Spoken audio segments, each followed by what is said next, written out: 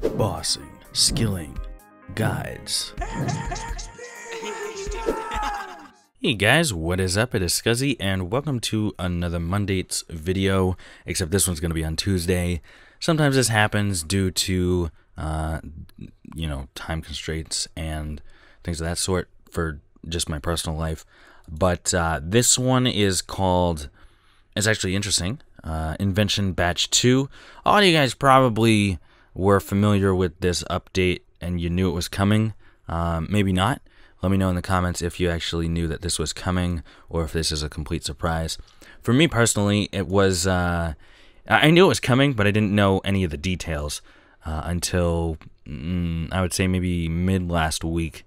And I looked for a couple of merch opportunities for them, but most of the stuff is untradeable. So you have to make it yourself, basically.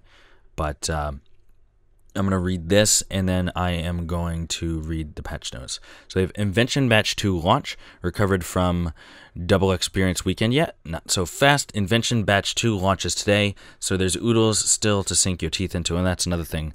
I didn't even take part in the double experience weekend, not even for merching purposes. I was just so busy. Invention Batch 2. Make way, Invention... It's so weird. They put like this English... humor twist on it. But anyways, make way. Invention Batch 2 has arrived, and with it, some eagerly awaited additions and tweaks to our youngest skill. Let's start with the biggin, machines. Brand new to Invention, these can be used to automate a selection of tasks slowly over time, and I want to stress this enough, they are very slow compared to how fast you can do it if it wasn't automated. But it can be done even when you're offline. All you need to do is keep your generator topped up with divine charges. Talk about AFK, which is interesting because years ago, AFK was actually it was a bannable offense on this game, which is interesting just to see how far the game has come in that respect. You can have up to 6 of these, including duplicates, and each has 2 tiers. Plus, you'll get your own workshop to tinker away in, which can be found in the new room at the back of the Invention Guild. Here's what's on the menu. We have the Alchemizer, which bestows your items with the gift of high alchemy, turning them into gold. Have you ever heard someone say alchemy? It's so... it gets under my skin a little bit. But the auto disassembler, which breaks down your items into useful parts and components. So I might actually use that one if I want to make some money, like on an alt or something. And then you have the plank maker, which turns your common or garden logs into beautiful planks.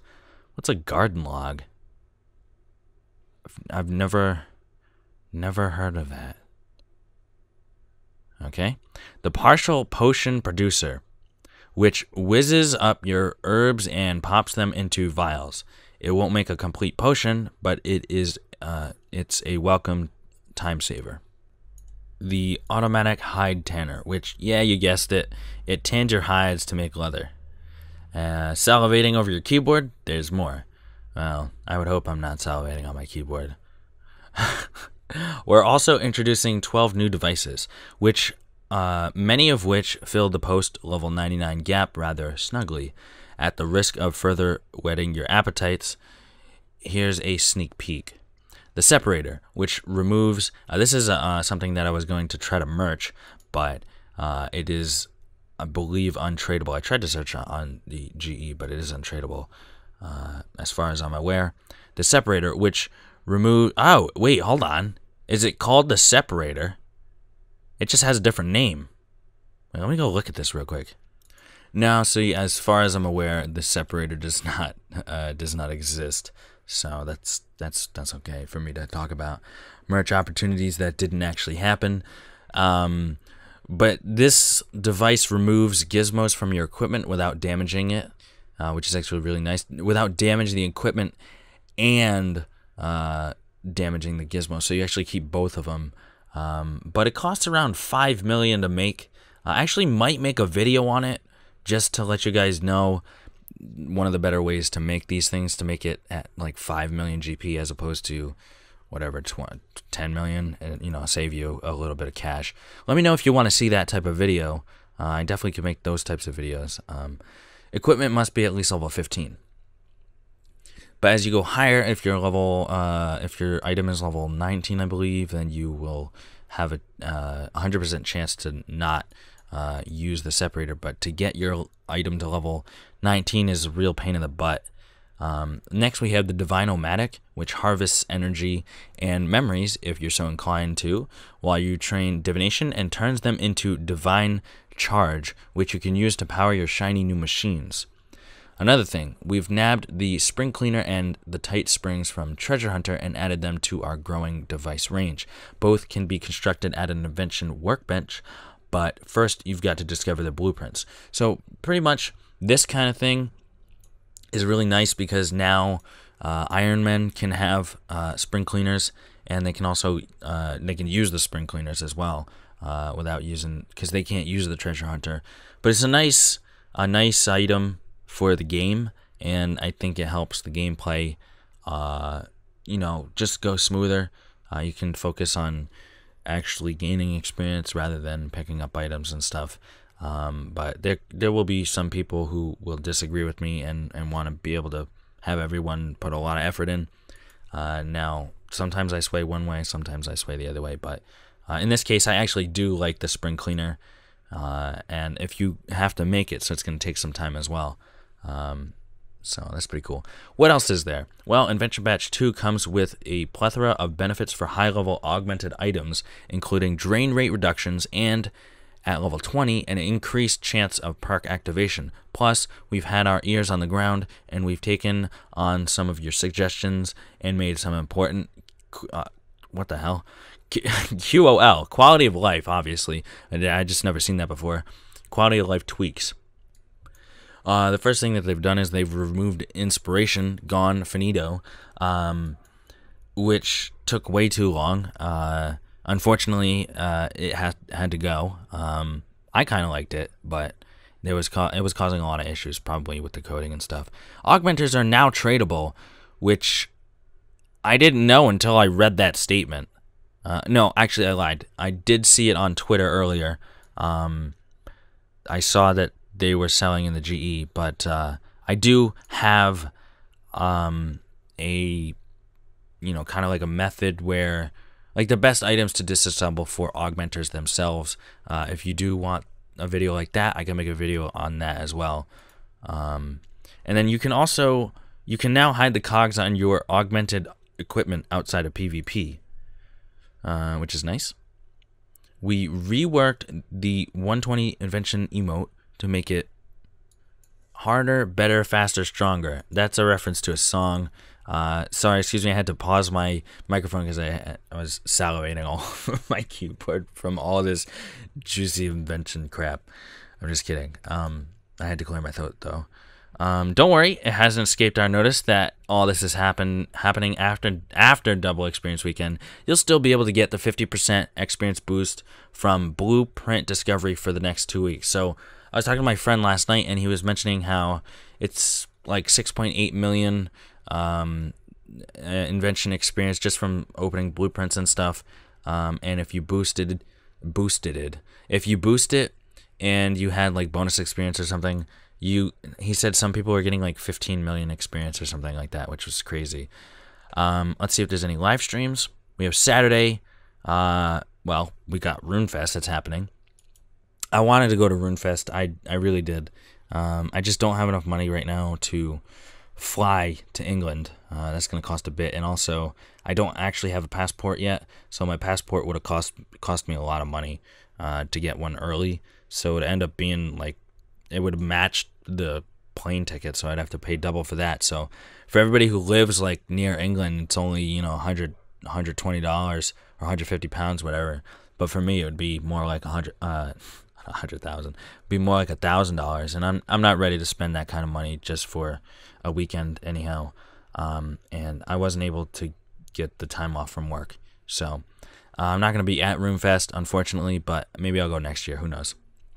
But they're going to have a live stream at this time, Saturday, September 23rd, 9:15 to 18 UTC. I don't see anything else for that. That's the only live stream. But I'm going to go to the patch notes, and I'll read those really quick. Oh, this week there's not that many patch notes, so I'll read most of them. But most of the chunk of the update was actually the invention. So we got skills, D&Ds, and minigames. Invention tools now work in clan skilling plots. Quest challenges and achievements. We have boss collection achievements will now unlock correctly across the board. The achievement pop-up for completing Our Man in the North now displays the correct quest title. The Lumbridge Strikes Back achievement now specifies that you need to kill both a Rexor and a Rexy. Bronze crossbows and the bronze halberd can now be used to complete the Lumbridge Strikes Back achievement.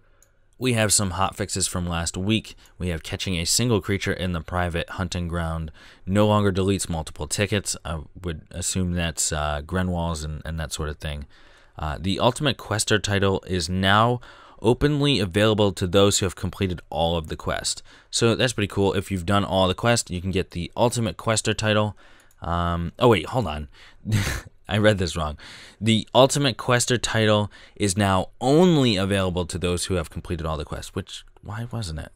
Must have been a bug or something. Yeah, see, hotfixes. Lumbridge Strikes Back will now register the use of bronze equipment throughout the duration of the fight. And then finally on the hotfix, we have clan avatars no longer unintentionally skull players via the protect buff. Well, that's not a good one. I'm sure PK clans were probably abusing that, trying to get a bunch of items. So, and then we have NXT patch notes. The refactored chat system is now more efficient. Memory usage has been reduced to approximately 70 megabytes.